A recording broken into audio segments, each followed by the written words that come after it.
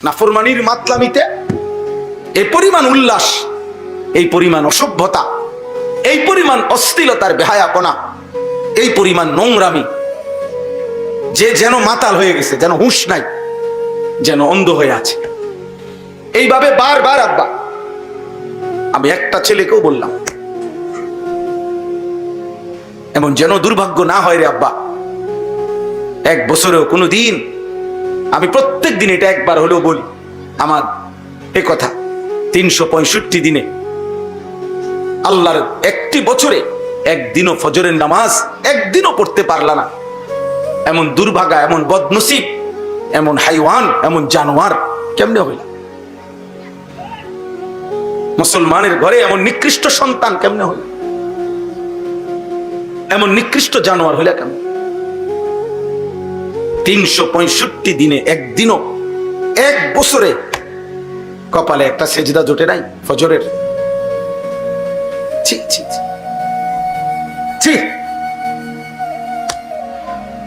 60 বছর একটা হায়াত পার করে ফেললো, একটা লাইন কোরআন শরীফের একটা পৃষ্ঠা শুদ্ধ করে পড়তে পারলেন না, এমন বদনসিব হায়াত কেন হইল? এমন একটা লম্বা হায়াত শেষ করে ফেললেন চাচা, এত লম্বা বয়স শেষ করলেন,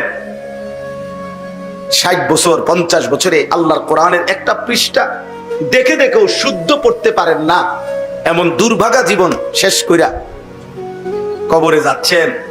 কি নিয়ে যাচ্ছে? কি নিয়ে যাচ্ছে বলে? এই জন্য বললাম, আল্লাহ তাআলা বলছেন, নবীগণ বলছেন, আহা হে আমার জাতি, কোনোভাবেই তোমাদেরকে নসিহত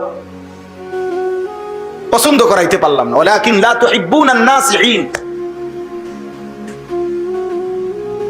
উপদেশ দাতাদেরকে তোমরা কোনোভাবেই ভালোবাসলা না, পছন্দ করলা না, যে তোমাদেরকে জাহান্নাম থেকে ফিরাইতে চায়, আল্লাহর দিকে ফিরাইতে চায়, কোনোভাবেই তার কথা পাত্তা দিলা না। এই জন্য দোস্ত, বাবা, ভাই আমার, বন্ধু আমার, এটা জরুরি বিষয়। কলিজা যেন এমন না হয়, হৃদয় যেন এমন শক্ত পাষাণ পাথর না হয় যে কোনোভাবেই দিল নড়ে না, সামান্যতম বিবেক নড়ে না, এমন পাষাণ হইও না আল্লাহর দোহাই। এই পরিমাণ গুনাহ করো না যে দিল আর কোনোদিন তোমার আখিরাত মনে করায় না, আর কোনোদিন কবর মনে করায় না। আজকে যেখানে মাগরিব বাদ বয়ান করছি আমরা, একটা খোলা মাঠে, ছোটখাটো মাঠ, বয়ান শেষে আমরা ওইখানে এশার নামাজ পড়ছি। তো এশার নামাজ যখন আমি পড়তেছি, আমরা ঠিক একেবারে মনে করেন এখান দিয়ে আমরা নামাজ পড়িয়ে এই বরাবর এখান দিয়ে 2-3টা দোকান, ওই মাহফিলটার ওইখানে আর কি খোলা জায়গাটা, এখান দিয়ে রাস্তা, এখানে খোলা। 4 রাকাত ফরজ নামাজ আমরা এতগুলো মানুষ পড়তেছি, এই 2টা দোকানে বৈশা কতগুলো মানুষ, মনে 20-25 জনের একটা না কথা কইতেছে, আওয়াজ করতেছে, চিল্লাচিল্লি করতেছে, এখানে নামাজ চলতেছে। সালাম ফিরাইয়া আমি অনেকক্ষণ তাকাইয়া রইলাম, অনেকক্ষণ, 2-4-5 মিনিট মনে চাইলাম আর মানুষগুলার, যাহা এত বড় বিবেকহীন কেমনে রে হইল, মানে কি পরিমাণ বেহায়া হইলে, কি পরিমাণ নিকৃষ্ট হাইওয়ান হইলে চোখের সামনে জামাত চলতেছে বলে কদ্দুর আওয়াজটা বন্ধ করি, একদূর বিবেক হইল না। উম্মত কোথায় নেমে গেছে? উম্মত কোথায় নেমে গেছে? আপনারা একজন চাচা, এখানে অনেক বয়স্ক মুরব্বী আছেন, একজন চাচা দাঁড়াইয়া দেখেন, চাচা এরা আপনাদেরই ছেলে, এখানে আপনাদের বয়স্কদের চাইতে নওজোয়ান বেশি। আপনারা এদের চেহারার দিকে তাকাইয়া, আপনারা যারা নিয়মিত নামাজ পড়েন, বুড়া মানুষ, এমন একজন দেখেন, দেখেন যে এখানে কয় পার্সেন্টের চেহারায় যুবক নামাজের চিহ্ন আছে। দেখবেন 99% চেহারায় নামাজের চিহ্ন নাই। প্রতি 100 জনের মধ্যে 99 জনের চেহারায় নামাজের কোনো চিহ্ন। চেহারা দেখলেই বোঝা যায় এই হাইওয়ান আজ বহুদিন হয় আল্লাহকে সেজদা দেন। চুল, চেহারা, লেবাস, অঙ্গভঙ্গি দেখলেই বোঝা যায়। তাইলে আমার ভাই আল্লাহকে এইভাবে ভুলে গেলেন কেন? জন্য আমার শুধু ওই কথাটা বলার জন্য যে গুনাহ যেন, পাপ যেন অন্ধ বানায় না ফেলে। আল্লাহ পাপীকে বলছে কওমান আমিন, হে নবী বেঈমানগুলো মূলত অন্ধ হয়ে গেছে। কোথাও বলছে হে নবী কসম, আল্লাহ কসম দিছে বেটা, নাফরমান যেন মাতাল হয়ে গেছে, অন্ধ হয়ে গেছে। নাফরমানকে আল্লাহ মাতাল বলছে, মাতাল বলছে। হ্যাঁ হ্যাঁ,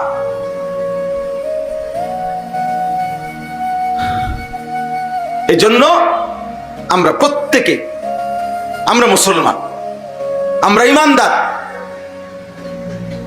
আমাদেরকে এইভাবে আল্লাহ ভুলে যাওয়া দিনের পর দিন, বছরের পর বছর উচিত না, কোনোভাবেই উচিত না। আমি অনুরোধ করলাম, কোন একটা ছেলে যদি বুঝে থাকো, আমার আব্বা তুমি ভাইবো, আমি হুজুর প্রত্যেক দিন ভাবি এটা, যে যেই সমস্ত ছেলে তোমাদেরকে কেউ নারী, ছবি, জিনা, ব্যভিচার, মদ, জুয়া, বন্ধুদের অসৎ আড্ডা, মোবাইলের অশ্লীল দৃশ্য, নামাজ নাই, সেজদা নাই, পাক পবিত্রতা নাই, পেশাব পায়খানা করে পায় পবিত্রতার ধার ধারে না, হারাম বীর্যপাত হইতেছে, শরীরে নাপাক লাইগা আছে, এই হাইওয়ান, এই জানোয়ার মন মতো চলতেছে, খাইতেছে, ঘুমাইতেছে, প্যান্ট ইটা পরে কোন দিনের নাপাক এটার ভিতরে পুরো লাইগা রয়েছে। আহা আহা, এরপরেও একটা ছেলে ভাইবো যে এত অসভ্যতা, অবাধ্যতা, আল্লাহর নাফরমানির পরেও তোমারে কেউ ডাকে না, মাও না, বাবাও না, এই সমাজের কোনো মানুষও না। তোমার কপালটা এমন খারাপ হইল কেন যে তোমারে কেউ ফিরাইতে চায় না? কেউ কেন বলে না যে রে আব্বা তুই না মুসলমানের ছেলে, তো তোরে যে কোনোদিন ফজরের নামাজে মসজিদে দেখলাম না, আরে তুই কেমনে রে মুসলমান? তোমারে যে কোনোদিন 5 ওয়াক্ত নামাজে দেখি না রে আব্বা। তোমাদের যার কপালে এরকম একটা বাক্য, একজন মুরব্বী, একজন অভিভাবক, একজন মা বাবার এমন জোটে নাই যার কপালে, কারণটা কি? আমার স্পষ্ট বুঝ এটা, আমি এটা বুঝি বাবা। কারণ হইল তুমি হইলা এই সমাজের আবর্জনা, তুমি হইলা এই সমাজের ময়লা। এই জন্য আবর্জনা কেউ ধরতে চায় না, আবর্জনা কেউ কাছে টানতে চায় না, আবর্জনা সবাই চায় ডাস্টবিনেই পড়ে থাক। এজন্য নেশাখোর তুই এই সমাজের আবর্জনা, মদখোর তুই এই সমাজের আবর্জনা, নারী এবং জিনার, ব্যভিচার, অসভ্যতার নোংরামির সাথে যারা জুড়ে আছো, তুই এই সমাজের নাপাক ময়লা, তোকে ডাস্টবিনে ফেলে রাখছে এই সমাজ। এই জন্য তোকে কেউ ডাকে না। আহা, আপন মা কেমনে ভুলে যায় না এত সন্তান, আপন বাবা কেমনে ভুলে যায়?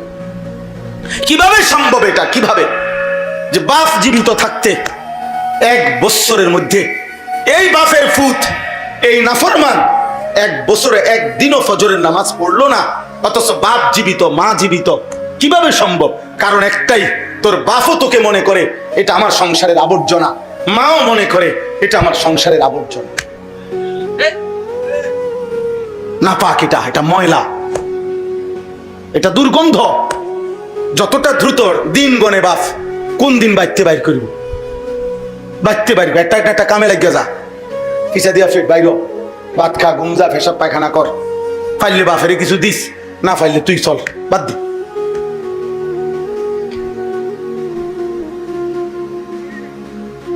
আফসোস। অথচ আমি উদাহরণ বলি, কয়েকটা উদাহরণ বলি, আপনারা বুঝবেন। ছেলের আব্বা তোমরাও শোনো। একজন নবী যিনি আমাদের পিতা ইব্রাহিম আলাইহিস সালাম, আমরা ওনার নাম জানি কিনা? কথা বলেন না। উনি আমাদের পিতা কিনা? হুয়া সাম্মাকুমুল মুসলিমিন। তাহলে আমাদের মুসলিম জাতির পিতা তিনি। ইব্রাহিম আলাইহিস সালামের কয়েকটা উদাহরণ আমি বলি, আপনারা আন্দাজ করবেন, সবাই বুঝবেন, দেখবেন। 1 নাম্বার, ইব্রাহিম আলাইহিস সালামকে আল্লাহ তাআলা জীবনে বারবার পরীক্ষা নিছেন। ওয়া ইযিবতালা ইব্রাহিমা রাব্বুহু বিকালিমাতিন ফাআতাম্মাহুন্না। আল্লাহ তাআলা ইব্রাহিম আলাইহিস সালামকে বারবার ঈমানের পরীক্ষা নিছেন, আল্লাহর ভালোবাসার পরীক্ষা নিছেন। তাফসীরের মধ্যে আছে, কোন বর্ণনায় যে 30 বার, কোন বর্ণনায় আছে 70 বার, মোট 70 বার অথবা 30 বার আল্লাহ তাআলা ইব্রাহিম আলাইহিস সালামের পরীক্ষা নিছেন। প্রত্যেক পরীক্ষায় তিনি ফার্স্ট ক্লাস ফার্স্ট হয়েছেন, মানে গোল্ডেন A+ পাইছেন। ফাআতাম্মাহুন্না, শতভাগ পূর্ণ উত্তীর্ণ হয়েছেন। এরপরে খেয়াল করতেছেন আপনারা? এরপরে আল্লাহ বললেন, ক্বালা ইন্নী জাইলুকা লিন্নাসি ইমামা।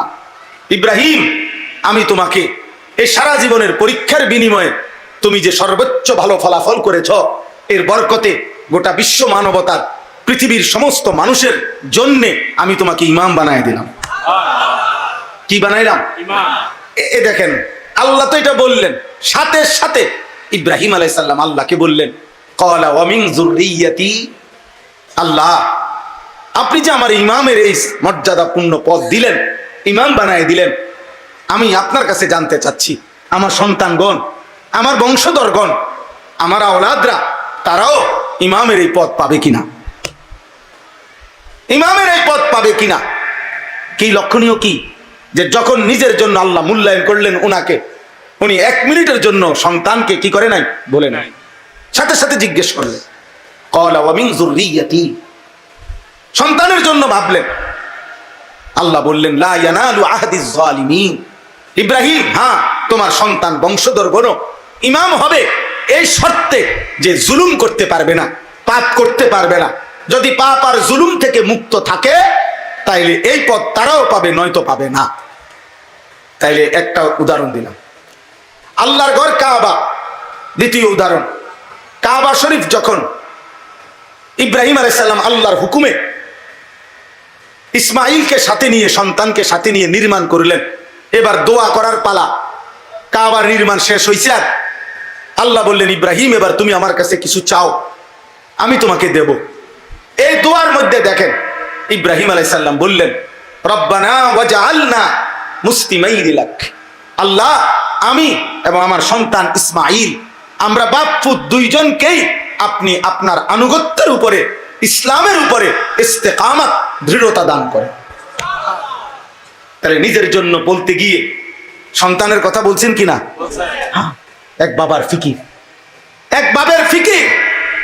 সম্পদ নয়, সন্তান, আওলাদ, মানুষ, বংশধর।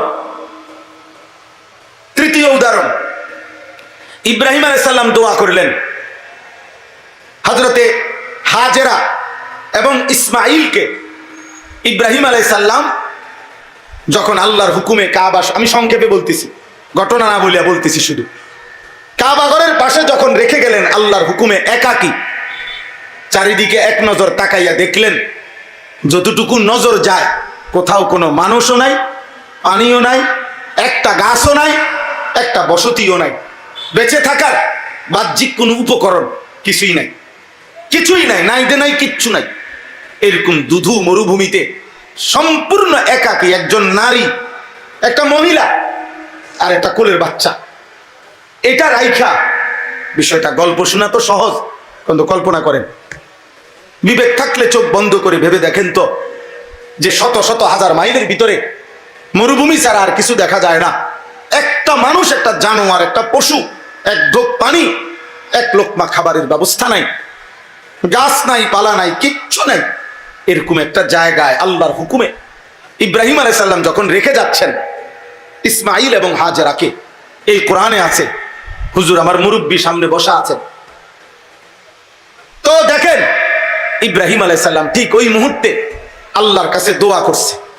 দোয়া করতে গিয়ে বলছে, আল্লাহ, চারিদিকে মরুভূমি, গাছপালা, তরুলতাহীন জায়গায় আমি আমার স্ত্রী সন্তানকে রেখে গেলাম, আপনার কাছে আমার চাওয়া, রব্বানা লিয়ুকিমুস সালাহ, আল্লাহ, আমার স্ত্রী সন্তান যেন মৃত্যু পর্যন্ত নামাজ আদায় করে। এই পরিস্থিতিতে যেখানে এক ঢোক পানির ব্যবস্থা নাই, খাবারের ব্যবস্থা নাই, সেখানে এক বাপের ফিকির সন্তানের নামাজ, এক স্বামীর ফিকির স্ত্রীর কি নামাজ। 4 নম্বর, ইব্রাহিম আলাইহিস সালাম নিজের সহ যখন মক্কা নগরী পুরাপুরি আবাদ করলেন, তখন ইব্রাহিম আলাইহিস সালাম দোয়া করলেন, মানে নিজে সহ যখন আল্লাহ থাকার অনুমতি দিছে পুরাপুরি, তখন ইব্রাহিম আলাইহিস সালাম দোয়ার মধ্যে এবার বললেন, রব্বি জাআল হাদাল বালাদা আমিনান। আল্লাহ, এই নগরী পুরা মক্কাকে আপনি নিরাপদ নগরী বানায় দেন, ওয়াজনুবনি ওয়া বানিয়া আন না'বুদাল আসনাম, আমাকে এবং আমার সন্তানদেরকে মূর্তি পূজা থেকে, পাথরের পূজা থেকে, মূর্তির পূজা থেকে হেফাজত করে। তাহলে এক বাবা এখানেও দেখেন শিরিক থেকে মুক্ত থাকার জন্য, মূর্তি পূজার থেকে বেঁচে থাকার ক্ষেত্রে নিজের জন্য দোয়া করছেন, সন্তানের জন্য কি করছেন?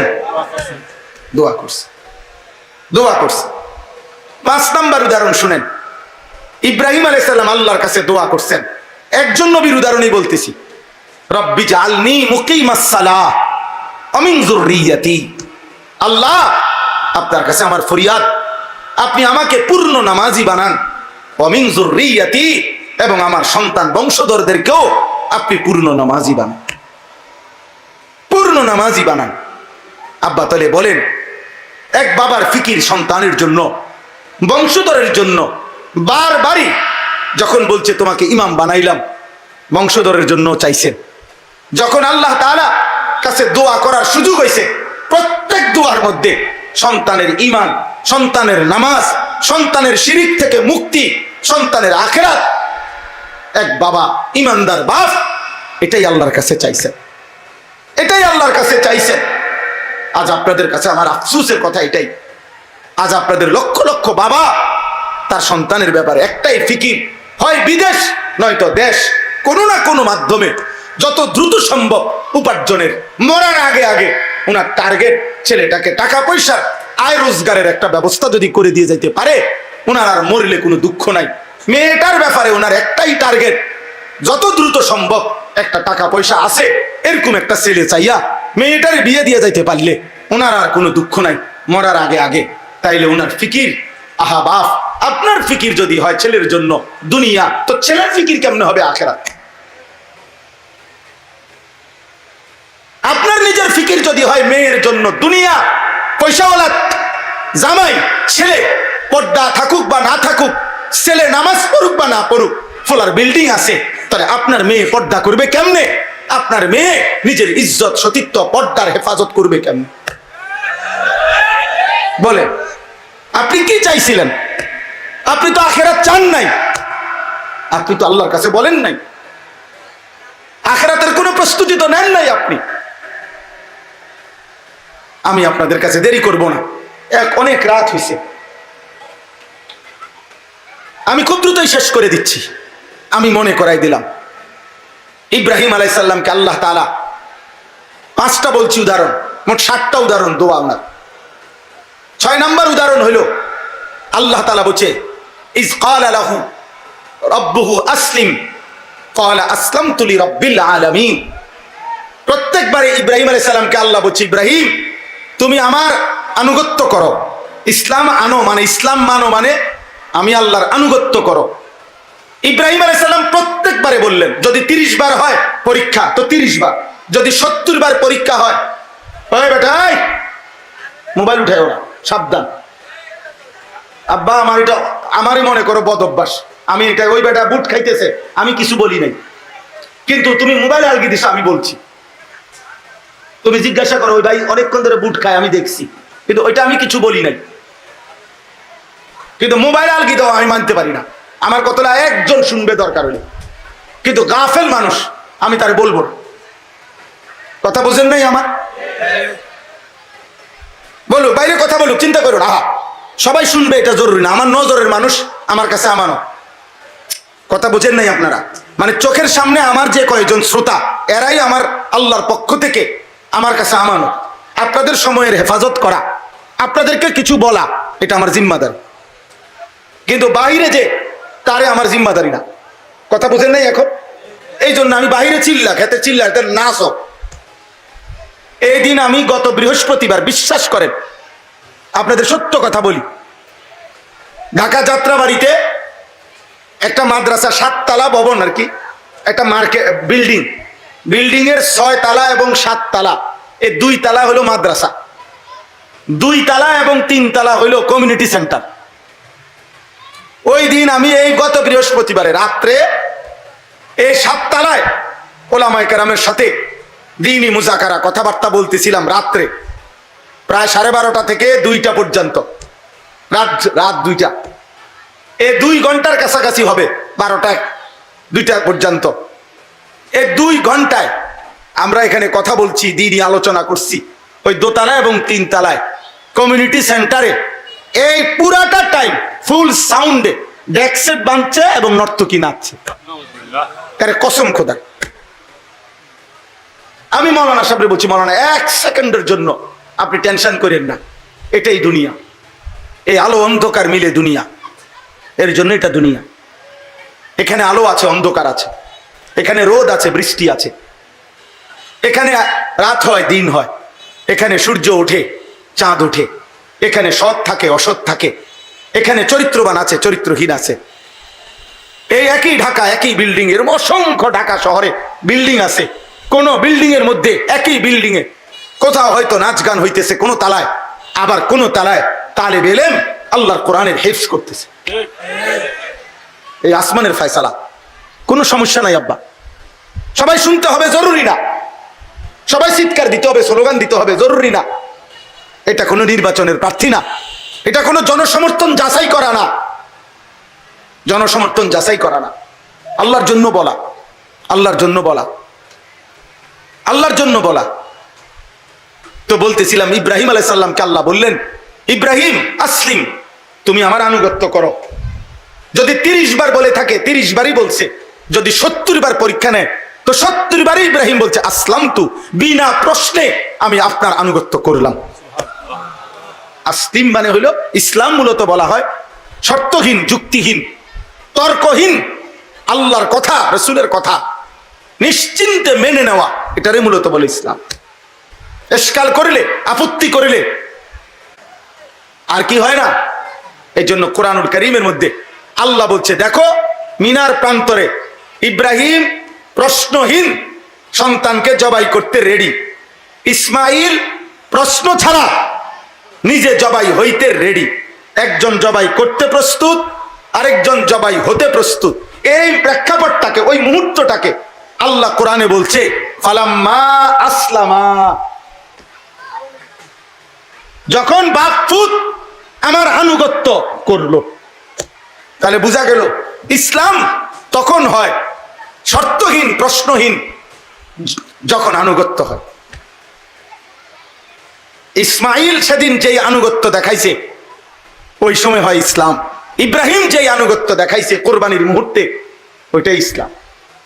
ওই পর্যন্ত পৌঁছা পর্যন্ত আমিও মেহনত করা দরকার, আপনিও মেহনত করা দরকার, মেহনত করা। আমার মালিকের ফয়সালার সামনে আমার কোনো কথা নাই,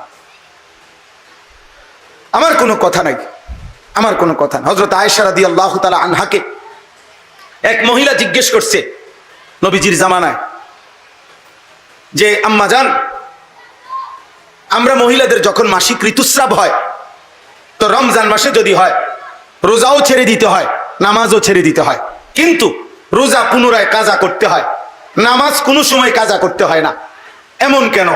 বিষয় একটাই, মাসিক ঋতুস্রাব, কিন্তু রোজা কেন কাজা করতে হয়, নামাজ কেন কাজা করতে হয় না? তখন আম্মা জান আয়েশা রাদিয়াল্লাহু তাআলা আনহা কোনো যুক্তি না দেখাইয়া তিনি শব্দ শুধু বলছে হাকাদা আমারা রাসূলুল্লাহ সাল্লাল্লাহু আলাইহি ওয়াসাল্লাম। বলছেন, আরে বেটি কি জিজ্ঞাসা করলা, আল্লাহ রসুল এভাবেই বলেছেন, এটাই দিন, এটাই শরীয়ত, এটাই আল্লাহর ফয়সালা, এটাই নবীর ফয়সালা। এখানে তোমার যুক্তি তালাশ করা, প্রশ্ন উত্থাপন করার কোনো দরকার নেই। এটা দিন, এটা ইসলাম। তো আমার বলার উদ্দেশ্য হলো, ইব্রাহিম আলাইহিস সালাম যখন বললেন আসলাম তু, আল্লাহ আমি আপনার নিঃশর্ত আনুগত্য করলাম, তো এরপরে পরীক্ষা শেষ, আনুগত্যের পরীক্ষায় উত্তীর্ণ, ইসলামের পরীক্ষায়, প্রতিবারের পরীক্ষায়। তো এর পরের আয়াতই হলো ওয়াসা বিহা ইব্রাহিম বানিহি ওয়া ইয়াকুব। আল্লাহ বলেন, আমার ইব্রাহিম এবং আমার ইব্রাহিমের পরবর্তী বংশধর ইয়াকুব, তারা উভয়ই তাদের সন্তানদেরকেও এই একই ওসিয়ত মৃত্যুর পূর্বে করে গেলেন, ইয়া বানিয়া ইন্নাল্লাহা আস্তাফা লাকুমুদ্দিন, আল্লাহর পক্ষ থেকে মনোনীত দিন আল্লাহ তোমাদের জন্য নির্বাচিত করেছেন। হে আমার সন্তানগণ, ফালা তামুতুন্না ইল্লা ওয়া আনতুম মুসলিমুন, তোমরাও মৃত্যু পর্যন্ত আল্লাহর আনুগত্য চূড়ান্ত করা ছাড়া মৃত্যুবরণ করো না, কবরে যাইও না। ফালা তামুতুন্না। এজন্য বাবা কিংবা ছেলে, মা কিংবা মেয়ে, প্রত্যেকের জীবনে এই ব্যক্তি এবং পরিবার এতটুকুর মধ্যে আমাদের ইমান ইসলামের চর্চা, ফিকির, চেষ্টা, খোদার কসম, এটা আমাদের দায়িত্ব। আব্বা একজন বাবা, আপনারা যারা বাবা, এখানে দুই শ্রেণী মানুষ। এক শ্রেণী অভিভাবক, কোনো না কোনো ভাবে আপনি অভিভাবক, হয় স্বামী, নয় বাবা, নয় দাদা, নয় চাচা, নয় নানা, নয় মামা, নয় ফুফা, নয় বড় ভাই, নয় দুলা ভাই, একটা না একটা কিছু আমনে, তাহলে আপনার অধীনে কেউ না কেউ আছে। আরেক শ্রেণী হলো তোমরা যারা কোনোভাবেই এখন দায়িত্বশীল না, বরং অবিবাহিত। তোমরা এখন কিশোর, যুবক, নওজোয়ান, অবিবাহিত ছেলে। তাহলে উভয় শ্রেণীর জন্য কথা হইল, ইসলাম তোমরা যারা অবিবাহিত সিঙ্গেল, তোমার নিজের জন্য বাধ্যতামূলক। আর আপনারা যারা অভিভাবক, আমি আপনি, আমাদের জন্য আমার নিজের ইমান ইসলাম এবং আমার স্ত্রী সন্তানের ইমান ইসলামের শতভাগ জিম্মাদারি, মৃত্যু পর্যন্ত, একেবারে রুহু যাওয়া পর্যন্ত যে ওয়াক্তের নামাজ, ওইটা যেমন আমি আদায় করা আমার দায়িত্ব, আমার বংশধরকে বলা চেষ্টা করা ওইটাও আমার দায়িত্ব। এই জন্য নবী সাল্লাল্লাহু আলাইহি সাল্লাম শেষ ওয়াক্ত নামাজও আদায় করছেন, আর জোহরের ওয়াক্ত হয় নাই, ফজরের নামাজ আদায় করে জোহরের ওয়াক্ত হওয়ার পূর্ব মুহূর্তে আল্লাহ নবী সাল্লাল্লাহু আলাইহি সাল্লাম ইন্তেকাল করছেন। কিন্তু যাওয়ার সময় আম্মা জান আয়েশাকে বলছেন, আমার উম্মতকে বইল আমি যাচ্ছি আমার মালিকের কাছে, আর তুমি আয়েশার মাধ্যমে আমার উম্মতকে বলে গেলাম আসসালাত আসসালাত। আমার উম্মতরে বইল যে তোমাদের নবী শেষবারের মতো বলে গেছে নামাজ নামাজ, শেষবারের মতো। যদি ভালোবাসো কাউকে, নবীকে, তাহলে আখিরি ওসিয়ত নবীর, ভুলো না নামাজ, নামাজ ভুলো না। এই জন্য বাবা এটা জিম্মাদারি, এটা জিম্মাদারি। আপনাদের কাছে যে আয়াত দুইটা পড়ছি, এই দুইটা আয়াতের মূল মাকসাদ এটাই। এক নাম্বার হলো, একজন মুমিন হিসাবে আমরা কোনোভাবেই কোনো গুনাহ পাপ করা আমাদের জন্য সমীচীন না। গুনার বদলায় পাপ করলে না দুনিয়াতে কোনো কিছু পাবেন, না আখেরাতে কিছু পাবেন। এই হলো প্রথম কথা। গুনাহের কারণে দুনিয়াও কিছু মিলে না, দুনিয়াও কিছু মিলে না, গুনাহের কারণে আখেরাতও মিলে না। ওয়া ইন্নাল ফুজুরা ইয়াহদি ইলান নার। আল্লাহর নবী সাল্লাল্লাহু আলাইহি সাল্লাম হাদিসে বলছেন, গুনাহ আর পাপ যদি তওবা না করে, যদি ছেড়ে না দেয়, যদি ফিরে না আসে গুনাহ থেকে, আর আল্লাহ যদি মাফ না করে, আল্লাহর কসম নবী বলছে প্রত্যেক গুনার ঠিকানা, গন্তব্য জাহান্নাম। প্রত্যেক গুনার গন্তব্য কি? জাহান্নাম, জাহান্নাম, জাহান্নাম, জাহান্নাম। এই জন্য মনে রাখবেন হারামের মাধ্যমেও কেউর উপার্জন বাড়ে না, বরং উপার্জন প্রত্যেকের খোদার কসম ওইটুকুই হয় যেইটুকু আসমান জমিন সৃষ্টির 50,000 বছর আগে আল্লাহ তাআলা বান্দার জন্য লৌহে মাহফুজে তাকদীরের মধ্যে লিখে রাখছেন। আমি হুজুর সামনে আছে, উনি শাইখুল হাদিস, আমার মুরব্বী আলেমে দ্বীন, আমনে ওনার জিগাইনি। সুদখোরের সম্পদ বাড়ে নাই, হালাল বৈধ পন্থা যদি উপার্জন করত তো তার এটুকুই হইতো। কারণ যদি সুদের কারণেই টাকা বাড়ে, ঘুষের কারণেই টাকা বাড়ে, তো পৃথিবীর সব সুদখোর সমান তালে বড় লোক না, পৃথিবীর সব ঘুষখোর এক তালে বড় লোক না। পৃথিবীর অসংখ্য দুর্নীতিগ্রস্ত মানুষ যারা প্রত্যেকদিন দুর্নীতি করে, প্রত্যেক দিন চুরি করে, প্রত্যেক দিন বাটফারি করে, কিন্তু ভিক্ষা করে, হাতে ভিক্ষা করে। তুই আজ 30 বছর ধরে সিটারি করস, তুই বড় লোক হস টাকা কেন বলেন না? বুঝেন নাই হিসাবটা? তাহলে বুঝা গেল কি, উপার্জন ভিন্ন ভিন্ন, উপার্জন প্রত্যেকের ভিন্ন ভিন্ন। এক ইউনিভার্সিটিতে পড়লে বেতন সমান হয় না, এক কলেজে পড়লে বেতন সমান হয় না, এক স্ট্যান্ডে সিএনজি চালাইলে ইনকাম সমান হয় না, এক বাজারে মুদি দোকান দিলে ইনকাম সমান হয় না। আমরা হুজুর, আমার মাদ্রাসার পাশে আরেক মাওলানা সাহেব আছে, আমাদের ঘনিষ্ঠ বন্ধু মানুষ, মাওলানা মুফাজ্জল ভাই। তো উনি খুব ভালো মানুষ, মজা করে একদিন বলতেছে, কানিস ভাই, আনতা তো সবাই বইয়ায়, সব দিন মাছ ঢোকে না। আনতা বুঝেননি? মাছ যে ঢোকে এটির মধ্যে, ক্ষেতের মাঝখান দিয়ে দেয় আগে দিতে আনতা। আপনারা কি আনতা? আনতা তো ফাতে অনেকেই, কিন্তু সব আনতাত কি উঠে না? মাছ ওঠে না, মাছ ওঠেন। আসলে আমি একটা উদাহরণ বলি, এই মনে করেন 12, আপনারে দিলাম 12 দিমু, 12 আর কি, 12 টাকাই ধরেন 12, তো 6 2 বার লিখলে 12, 4 4 4 3 বার লিখলে 12, তিন যদি 4 বার লেখেন, 3 3 3 3 12। 2 যদি 6 বার লেখেন তাহলে 12। 1 যদি 12 বার লেখেন তাহলে কত? 12। এই বিষয়টা হইলো এই, টাকা হইলো 12,000। এবার তুমি যদি 2 খান থেকে নাও তো 6 6 12,000 দিবা। 4 খান থেকে যদি নাও তাহলে 3,000 করে নিবা। 3 খান থেকে যদি নাও 4,000 করে নিবা। যদি 6 খান থেকে নাও তো 2,000 করে নিবা। আর 12 খান থেকে যদি নাও 1,000 করে নিবা। টাকা হইলো 12,000। তো 7 আসমানের উপরে আল্লাহ তাআলা ফয়সালা করে রাখছে টাকা 30,000। নিচে আপনি যত দান্দায় বাইর করেন সব দান্দার ফলাফল 30 আইন। আপনি 6 করে নেন আর 4 করে নেন, 3 করে নেন আর 2 করে নেন আর 1 করে নেন, ফলাফল আসবে কত? 12। হ্যাঁ, এটা বোঝা উচিত। কুল্লুন ফি কিতাবিম মুবিন। আল্লাহ কোরআনে বলছে রিজিকের পূর্ণাঙ্গ ফয়সালা। ওমা মিন দাব্বাতিন ফিল আরদি ইল্লা আলাল্লাহি রিজকুহা ওয়া ইয়ালামু মুস্তাকাররাহা ওয়া মুস্তাওদাআহা কুল্লুন ফি কিতাবিম মুবিন। আল্লাহ বলে রিজিকের প্রতি লোকমা, প্রতি ঢোক পানি, প্রতিটা নিঃশ্বাস দুনিয়ায় আমি যাকে যেটুকু দেব, আল্লাহর কসম আল্লাহ বলছেন আমি স্পষ্ট তাকদীরের মধ্যে আসমান জমিন সৃষ্টির 50,000 বছর আগে লিখে রাখছি। লিখে রাখছি, বাড়াই তারতা না, কমাই তারতা না। ইন্নার রিজকা লা ইয়াতলুবুল আবদা কামা ইয়াতলুবু আজালাহু। নবীজি বলেন সাল্লাল্লাহু আলাইহি ওয়াসাল্লাম, মৃত্যু যেমন কাউকে খুঁজে নেয়, আল্লাহ নবী বলেন কসম রিজিকও এভাবে বান্দাকে খুঁজে নেয়। মৃত্যুকে যেমন ডাকতে হয় না, মৃত্যু নিজেই খুঁজে নেয়, রিজিকও ঠিক তেমনি ভাবে খুঁজে নেয়। আমার ছোট মেয়ে আছে 4.5 বছর বয়স।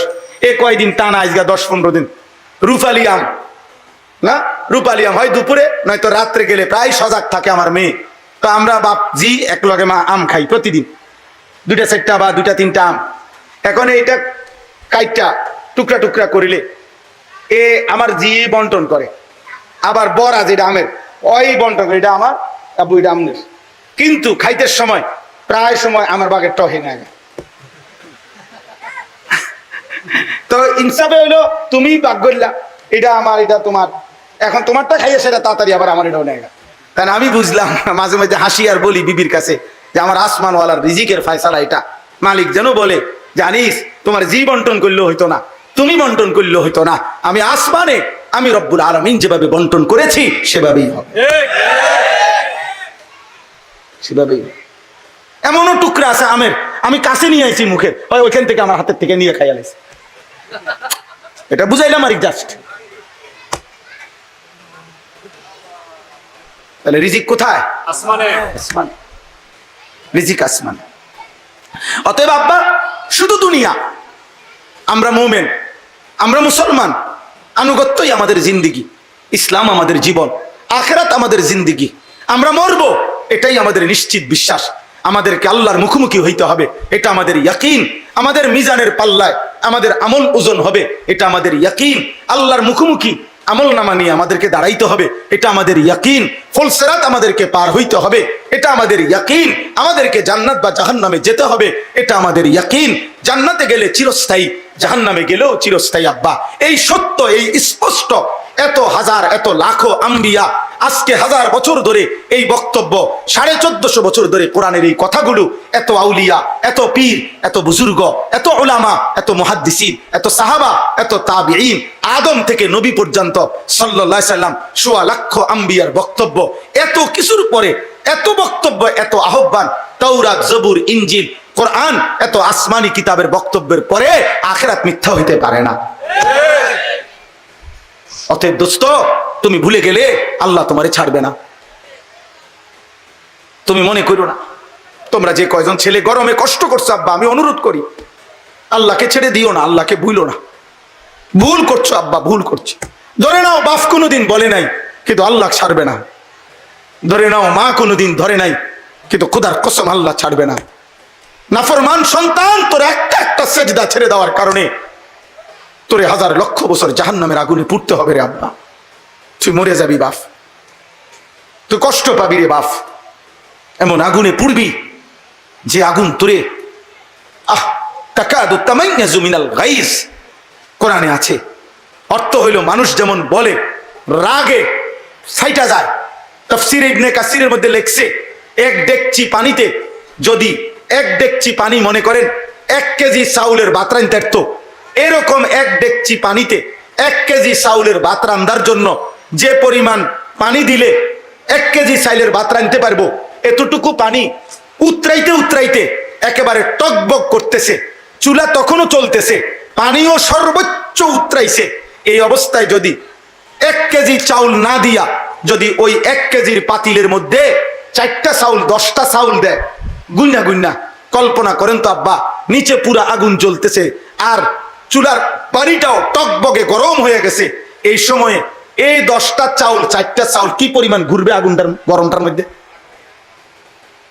আল্লাহর কসম, আল্লাহ তাআলা বলছেন, তাফসীরে লিখছে, এই আয়াতের অর্থ হলো এটা, জাহান্নামীকে যখন জাহান্নামে ফেলা হবে, জাহান্নামের এই তীব্র আগুন একটা সেকেন্ডের মধ্যে পুরা জাহান্নামে তার শরীরটাকে রেজা রেজা করে পুরা জাহান্নামে ছিটায় ফেলবে।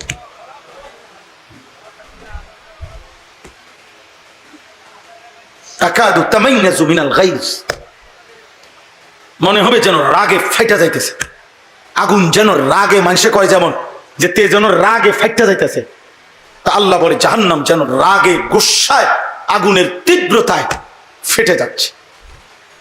নবীজি বলছে ইয়াহতিমু বাদুহা বাদান, জাহান্নামী দেখবে জাহান্নামের আগুন এমন উত্তাপ, কক্সবাজারের ঢেউ দেখবেন মনে হয় যেন এত জোরে ঢেউ আসে, একটা ঢেউ যেন পিছনেরটা আবার সামনেরটার গিল্লা ফেলে, মানে এটার ভিতরে নিচে ফালাইয়া দেয়, এটা আবার উঁচু উঠে যায়, পরেরটা যেন আরো উঁচু উঠে যায়, এটা যেন ওইগুলারও ডাইভাইয়া নিচে ফেলে। আল্লাহ নবী বলেন জাহান্নামের আগুন এত তীব্র হবে যেন এক আগুন বাকি আগুন রে গিল্লা একটার ভিতরে ঢুকায় ফেলতেছে। প্রিয় সন্তান, প্রিয় বাপ, আল্লাহকে ভুলবেন না। বিল্ডিং দিয়ে কি করবেন? আমি কয়েকদিন বলছি, এই কোরবানির আগে আমি এক ভদ্রলোকের বাড়িতে গেছি, ভদ্রলোকের দোতলা বিল্ডিং, দোতলা বিল্ডিং এর নিচতলায় উনি থাকে, আর দোতলাও আমি দেখছি। দেখতে গিয়ে ওনার দোতলার এক পাশে একটা রুম একটু অন্ধকার অন্ধকার, আলো কম। আমি বললাম আঙ্কেল এখানে কি? বলছে হুজুর আমি এই দোতলার এই কোনায় কয়টা ছাগল ফালি, ছাগল ছাগল। তখন আমি হাসতে হাসতে বললাম আঙ্কেল আল্লাহ পাকের কি মেহেরবানি কুদরত দেখেন, আল্লাহ যারে ইজ্জত দেয়, হ্যাঁ তো ছাগল রে আল্লাহ ইজ্জত দিছে, দোতলাতে উঠাই দিছে, আল্লাহ মানুষের নিচতলাতে রাখছে, আল্লাহর দান, আল্লাহ যারে চাইছে সম্মান দিছে দোতলা, তাহলে ছাগলও দোতলায় থাকে। এই জন্য বিল্ডিং আহামরি কিছু না, দালান কিছু না, আখেরাত মূল। কি মূল বলেন না? এই জন্য বললাম মন্দ কাজে, গুনার কাজ মোমেন করতে পারে না, দুনিয়াও না আখেরাতন। গুনাহ দিয়ে পায়খানা দিয়ে দুনিয়ারও কিছু পরিষ্কার হয় না, আখেরাতের কিছু পবিত্র হবে না। এজন্য সুদ দিয়া, ঘুষ দিয়া, কিস্তি দিয়া, হারাম দিয়ে, জিনা দিয়ে, ব্যভিচার দিয়ে, মদ দিয়া, জুয়া দিয়া, নেশা দিয়া, আল্লাহর কসম কারো কোনো চাহিদা, পেটের চাহিদাও লজ্জাস্থানের চাহিদাও কোনোটাই পূরণ হয় না, বরং অতৃপ্তি বাড়ে, তৃষ্ণা বাড়ে, হারাম চাহিদা আরো বাড়ে। এই জন্য হাত জোর করে একটা ছেলেকে বললাম, দোস্ত এত নারী না দেখা হালাল পবিত্র স্ত্রীর জন্য অপেক্ষা করো। হারাম কর বাপ, হারাম রোজগার না করে হালাল টুকু দিয়ে সন্তানের জন্য রেখে যাও, বাকি দুনিয়া সেই দেখবে। আপনি মরে গেলেও পৃথিবীতে উপার্জন থাকবে। সাফ বললাম, সাফ বললাম। এজন্য গুনাহ দিয়ে দুনিয়াও অর্জন হয় না, আখিরাতও অর্জন হয়, বরং প্রত্যেকের জীবনে তাই হয় যা আল্লাহর ফয়সালা আগের থেকে, যা কি আগের থেকে। আমরা ছোটবেলায় উস্তাদের মুখে আরবি একটা গল্প শুনছিলাম। আরব দেশের এক শায়েখ, এক বয়স্ক মুরব্বী, ওনার ঘোড়া নিয়া আপনার মসজিদের সামনে আসছে নামাজ পড়তে। আরবি গল্প আর কি, ছোট্ট গল্প। তো মসজিদে যখন ঢুকতে যাচ্ছে, ওনার ঘোড়াটা যে বান দিব রশিটা কোনো জায়গা পাচ্ছে না, তখন একটা ছেলেকে বলছে, বাবা তুমি ঘোড়াটা, আমার ঘোড়ার লাগামটা ধরে রাখো, আমি নামাজটা পড়েই আসতেছি তুমি। তখন উনি নামাজ পড়তে ভিতরে গেছে, ছেলেটা এই ফাঁকে ঘোড়ার লাগামটা খুললা এটা নিয়া ঘোড়াটারে ছেড়ে দিয়া সে গেছে গাইটা নিয়া, এটা নিয়ে আসে 5 দিরহামে একটা দোকানে, এই ঘোড়ার লাগাম বিক্রি হয় যেখানে, ও কাছে বেচ চালাইছে। বুঝছেন নি কথা? ওই চলে গেছে ভাগ্য।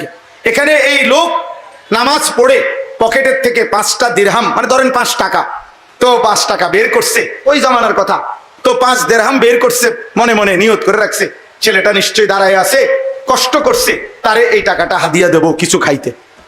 বাইর হইয়া দেখে গোড়াও নাই, লাগা গোড়াই নাই, লাগামাইব করতে গোড়াই নাই, ফুলাও নাই।